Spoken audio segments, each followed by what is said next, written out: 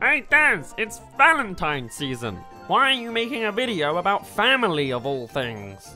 Come on, Puppet, you should know this. Yes, Valentine's Day is seen as a time for couples to get together and spend all their money on products for a random arbitrary day in the year, but there can be more to it than that.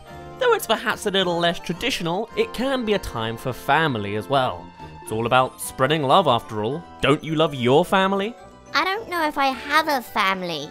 I've never technically seen my parents. I mean, how did I even get here? Maybe you shouldn't think about it too much. Do you count as my family, Daz? I don't know. I guess, yeah? Anyway, though last week we covered the more standard lovey-dovey theme of the top 10 girlfriends in video games, today we're going to be talking about a different kind of love. So here are the top 5 best families in video games. It's actually just specific family members, since video game protagonists don't seem to be too big on extended families, but you get the idea.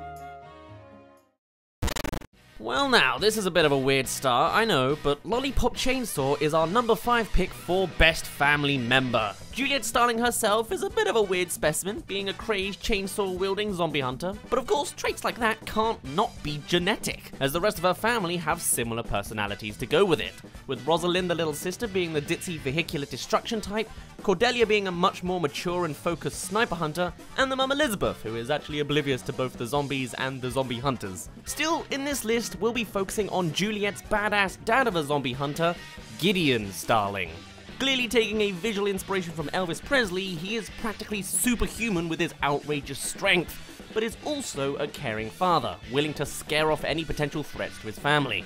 Sucks to be Nick. You best watch what you do with my little girl when you're hiding in the shadows.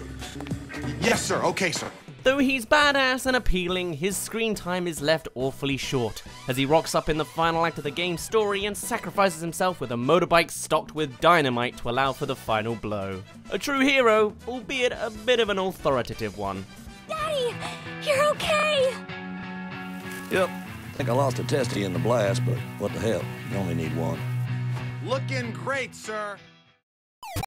Next up, a much more normal human parent. And I'm going to split this one into 2 characters as they both fit the bill fairly well. That is Nanako Dojima and Sojiro Sakura. Both of these characters end up being the step-parent to the protagonist of Persona 4 and 5 respectively. As is the case with all mainline Persona games, it's the writing that really develops them to become investable characters. As the protagonist, your relationship starts off shoddy, but over time they begin to warm up to you. You begin to find out more about their personal lives and issues, as well as the responsibilities they have to uphold with their careers and children.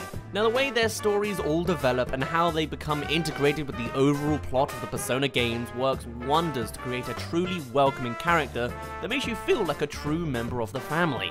Though not your biological father, they more than make up for that fact through their actions and likable personalities. And sometimes, even in real life, the stepfather you gain is better than the real one you start with. So like, what is it that a family is supposed to do? You know, just general things. They raise each other, keep each other fed, and give them company. Do they wear your hollow body like a sock? No, Puppet, that's not quite the usual thing families do. That's just a dance special! Can we just not talk about this anymore and get on with the video? Of course, this has to be the most predictable one on this list. It's in the thumbnail for a reason. Link has had a scattered history with families. Often he's alone or an outcasted member of a neighborhood. Sometimes he has a concept for a family, but it never makes it into the final cut. But in The Legend of Zelda: The Wind Waker, he thankfully never falls to that fate, having both a sister and a grandma to call his own. Now, the kidnapping of Ariel is what kickstarts all the events in the game. But Link's grandma is where our attention will lie, as she embodies a true sense of support and wholesomeness without having to be some badass sacrificing hero. She's weak but sweet. It is her who introduces you to the hero's tunic, and though hesitant to say goodbye to her grandson, is willing to support him by letting him be free beyond the horizon. And from there, she becomes a distant yet comforting figure.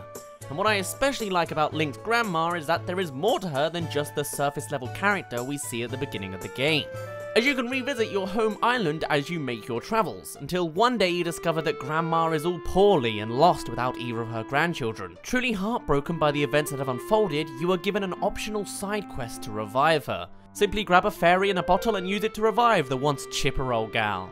And once it does the trick, she becomes more than a basic background character, as she can from then on give you an endless supply of elixir soup, granting you the bonus of healing all hearts and magic and doubling your attack power until you get hit and getting 2 servings within a single bottle. It's truly an overwhelmingly good item, a perfect end to cheering up a more simple civilian of the Great Sea. Wholesome, happy, and oh so very helpful. The best parents get you valuable things. Yeah, that's why they call that guy Father Christmas, right? Well, I mean, that's not always the case, but yeah, we'll go with that. So we've covered biological father, voluntary stepfathers, and biological grandmothers, and finalising the genre of parenthood is adoptive mother. And who is a better mascot for such a role than Toriel from Undertale?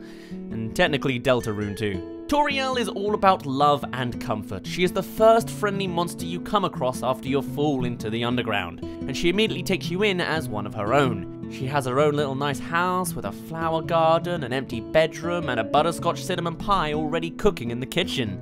A life with her is one with endless comfort and happiness, and you'd never have to face another problem ever again. Unfortunately, the only crux is that you cannot leave. Not out of her being some secret evil mother, but simply because she cares too much to let you get hurt out there, where she knows how your fate will end. But alas, no actions can stop you from progressing, and even when pitted against you in a fight to prove yourself, she'd never want to truly hurt you. Hopefully you think the same. And eventually you'll be off in the dangerous lands once again. But not only is she just a great supportive character as well as a tutorial guy, she also weaves magnificently into the larger plot, and in the best timeline is the final piece that saves you from a more dire ending. It doesn't get much better than her.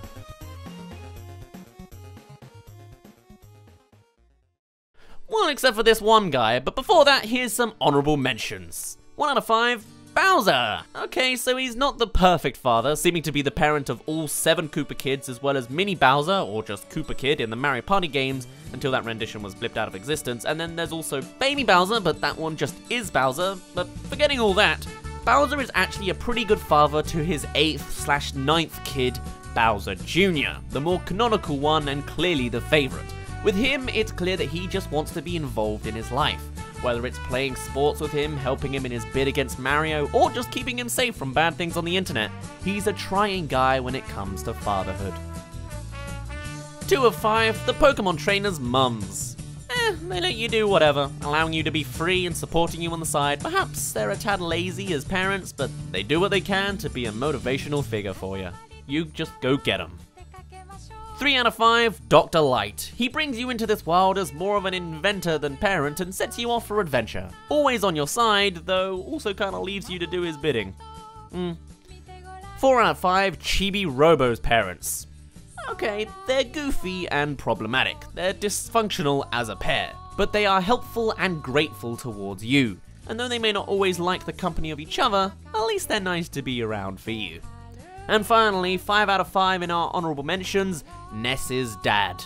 Just a guy on the phone, but he works as that childhood memory of a working father quite nicely. He's easygoing, supportive, and hey, he gives you money, so what's not to like? Now, enough of the small fry, it's on to the big guy, our #1 family member in all of video games. It's the zombie apocalypse! Again, the world has been taken over by reanimated hungry corpses, and a small child Clementine is stuck by herself at home. Thankfully, somewhat good Samaritan Lee Everett is there to assist her. Lee is the protagonist of the Walking Dead game and is pretty much just a normal guy with some pretty good morals. But it is his actions that really speak for him, as he voluntarily takes Clementine under his wing as he too tries to survive against the zombie apocalypse.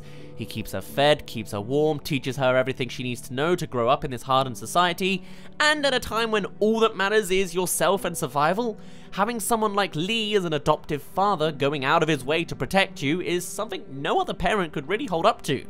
And this was all a voluntary act. With his guidance, Clementine does grow up, and she becomes accustomed to a life of reanimation. She keeps her hair short, learns how to shoot, and makes her way onto a continuing future. And even though Lee wasn't lucky enough to survive forever in this world, the mark he left behind was one that will be remembered for a very long time, as he truly lives on within Clementine. So there you go. While many people may not have a significant other to love this Valentine's Day, I'm sure there are many more who at least have a family member they can love instead. Whether it be a biological parent, a step-parent, an adoptive friend, or your grandma. Or just some dude who put googly eyes on you.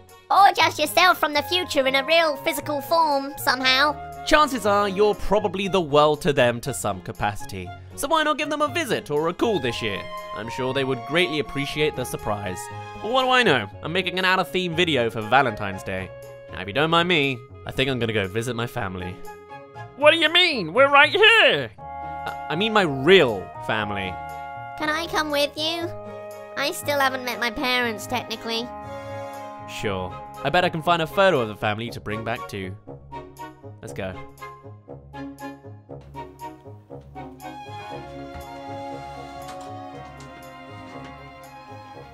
Guys? Guys? This stinks. And I should know. I haven't been washed in weeks. Thank you for watching. If you enjoyed, then do subscribe, or even better, follow me on Patreon. New videos will be coming out every week on Monday, as well as a stream every Saturday, and archives of streams on my second channel every Friday. Links of mine will be down in the comments. You can also support the Biscuit Barrel by following the link to the punkanary.com down below, and following the show from there. It's a comedy sketch show web series thing, and it's all part of a competition. Otherwise, I'll stop taking up your time. You've got a phone call to make.